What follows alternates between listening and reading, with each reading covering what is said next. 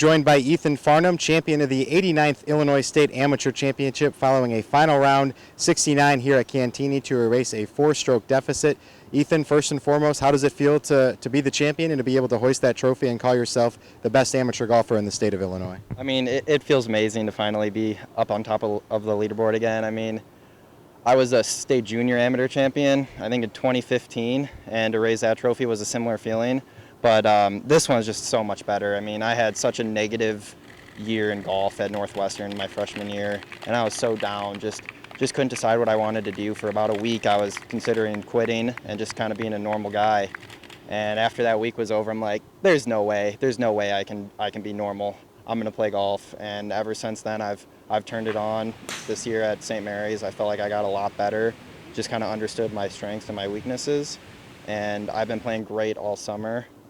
Came up a little short at the USAM qualifier, which really was disappointing, but to come out and win this just completely makes up for that, so it's a great feeling.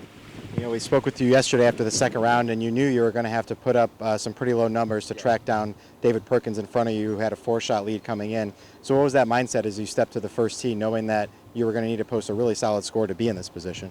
I mean, like I said, I've been playing well coming into it, and I knew that if I just played my game, I would have a great chance to shoot a low number. I didn't need to do anything more than my capability to shoot low.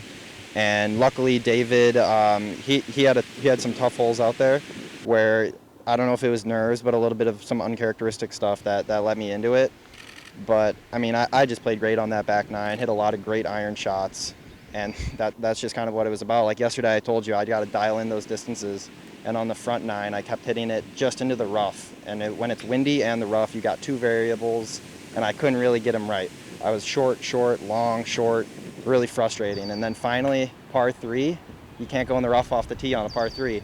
So stuck it with a 6-iron on 8, and that really got my swing going. And from that point on, I just hit great irons all the way in, and that propelled me. Yeah, building off that, at one point on the front nine, his lead was up to 6 strokes, I believe, when he got to 10 under. I three-putted 3, left it short. Greens were a little slower with the rain, and then it was into the wind. And it was really slow, hit it to like 4 feet and missed that. And he takes a 6-stroke lead, and right there I'm just like, this is going to be tough. He's going to either have to give me something or I'm going to have to really give him something. And it kind of both things happened, and that's why I ended up winning by 2. So then when you're, having those thoughts, how important was it to get that birdie on 8? And, how big of a role did that play in sort of jump-starting that comeback? You were still down by 3 strokes at that point, but at least you had some momentum after that. I mean, obviously the scorecard shows a little bit of the momentum, but I think the biggest thing was just kind of resetting and staying in my mindset of stay in the progress, hit your shot, don't try to do anything special. Where my caddy, my uncle Jay, I remember on the back nine today, he was like, okay, you just need to 2-putt this on 16 or 15 when I had a birdie putt. And I was just like, no, I don't. I need to try to make this because I've tried to make every single putt this whole week. I'm not going to change anything.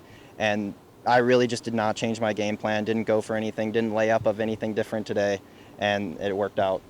And then, of course, the 13th hole, obviously a huge momentum swing there where you roll in the long birdie putt and David double bogeys. So take us through that hole from your perspective. I mean, that very reminiscent this year. I had my best college tournament in Arizona University. I shot 10 under, came in 4th, and I had 2 putts back-to-back. I hit like a 55-footer and a 75-footer. And this putt, I think, was a little longer than that. So this is probably one of the longest putts I've ever made in competition. And to do it right on the big stage and to take the lead on that putt, that was nuts. And like I said, that was one of the spots where David did something weird. He kind of hit in the bunker and bladed it over, a little out of character. And then he duffed it short of the green. I mean, I tried to block that out as much as possible and just do my thing. And for that putt to go in, it was just awesome. What's your mindset at that point? All day you're chasing, and then suddenly you find yourself with a 1-stroke lead. So how did your mindset adjust, if at all, at that point, or your strategy?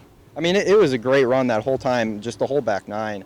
Because 11, I hit it to like 1.5 feet with a wedge, and he airmails the green almost into the hazard, and I'm thinking, I'm going to tie it right now. And he makes a great up and down, and I still have my birdie putt to make. I mean, I'm knee wobbling over that and knocked that in, so now I'm only 2 down. And then he barely misses a putt on 12, and then I like 90-degree lip out a chip. So right there, I could have got it another one, and I'm like, come on, we got to get something going. And then it goes into that 90-footer, 80-footer, whatever it was, and it was really cool to kind of see that momentum swing throughout those 3 holes where I felt like I really needed something, and then boom, in 1 second, I don't need anything. It's all me now. What are your golf plans for the rest of the summer, and how can a victory like this springboard you moving forward, not only for the rest of the season, but then the rest of your college career and golf career in general? It's definitely a large springboard. I've been trying to tell myself, like I said, that I've been playing good and try to use that as my springboard. But to finally get on top of a leaderboard at the end of the tournament, I mean, I can just pull from this and know that I got it in the tank. I know what I'm doing, and I can do it.